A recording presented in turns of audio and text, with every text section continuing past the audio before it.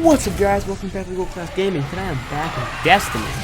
You're looking at some gameplay of a level 28 prison dollars. I was doing just with some strange coins. That's apparently the best way to do it now. But today we're going to talk about reaching the maximum light in Destiny.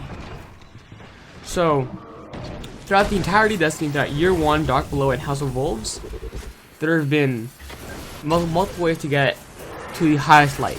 Whether in the vanilla game you had to do Vault of Glass to get level 30, or do in Dark Below do Crota's End to get 32, and then in House of Wolves you have the option to do either Prison of Elders to get to 34, or you could do the Trials of Osiris and get level 34 gear. Which I now into Taken King, it's back to just you have to do the raid, you have to, no options. Now I think that there should be more than one way to hit level 34 or the highest light, which I think is right now with hard mode 330. So far no one's hit it yet, but I think ideally you have 3 ways to do. They have to be maximum light, or at least get close to it. One being your raid, which is obviously you know people like doing the raid, right? 2, a PvP method for all the PvP players. Now that may sound weird, but like Destiny is technically a PvE game. It has PvP, and you have people that got the game for the PvP. Look at streamers like Triple Rec, Chariana, Pashi, who are all primarily PvP streamers, like except for doing the raid. They play a lot of PvP. That's what they find fun about the game. So you also kind of have to cater to those people. Not just go, nah, you can't. Sorry, you gotta do PvE. And now, while Trials of Osiris is making a return into Taken King, it's not gonna give people the maximum light gear. It will only let them get to, I think, 300? Yeah. Or no, it's a 290 gear. Yeah, so you can only get gear up to 290. And then you're gonna have to do the raid.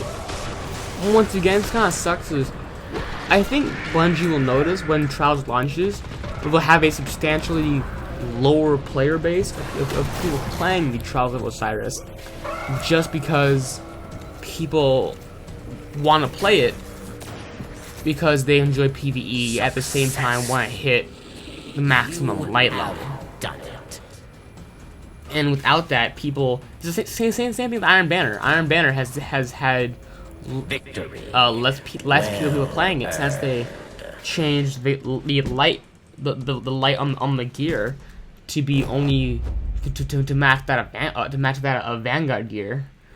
Which before you could get to level 30 with it. I think, yeah, back when that was a thing in vanilla Destiny. And I think the third way should be either a solo or a small fire team scenario. You know, something like the Prison of Elders, where it was just 3 people, and you could do it. Took some time, but you could get 34 gear out of it. Now, I'm not saying it should be gear that's like equivalent with the raid gear. While the raid gear should still be the best gear, and that will take the longest and is the most time consuming, you should at least be able to hit the maximum light level with other people, with other methods of doing it. Like even now with infusing, you still have to get raid gear to infuse into your other gear. There's no other way to get the maximum light without going into the raid and getting raid gear, which is kind of a problem. And I have no problem with the raid. I love PvE because I picked up Destiny because I love Halo and I love Borderlands, and this seems to be kind of a mixture of both. It's like a Halo aspect with a Borderlands looter shooter kind of feel. So I have no problem doing the raid. But there are plenty of people who don't like the raid, or don't like having to find big fight. Like in vanilla Destiny, there was a while where I stopped playing, so I just couldn't find people to do the raid with. So, and I thought the game wasn't a lot of fun if I just couldn't progress my life at all. Well, I loved House of Wolves because I could get two of my friends together, and we could run through quickly level 34, 35, and just get it done, and get some etheric light and some armor cores. You can just get all of our gear together. Super easy. You know, not necessarily painless, but it was easy. It was easier to do, and I found than the raid. Now, so I think, so Bungie, I hope at some point in the future DLC that's supposedly being given to us for free, and being funded by people buying silver, which is the new microtransaction currency in Destiny to buy emotes. And I hope those future DLCs. They'll add more ways to hit the maximum light level by, you know, there being a raid or a smaller fire team or solo way of doing it, and maybe even patching Trials of Osiris to give you maximum light gear. Now, someone brought up to me, Bungie said that they limited the gear to Trials of Osiris because they didn't want people hitting, you know 310 with Trials gear and then jumping straight into hard mode and having never done normal mode, because that would put all the hard mode players who have played normal mode at a disadvantage, getting teammates who don't know how the raid works. I can kind of get that. At the same time, I feel like when your game offers more than one way of playing it, in this case PvE and PvE, you have to cater to both sides and give them a full game. For example, in Halo, you could buy the campaign or the multiplayer.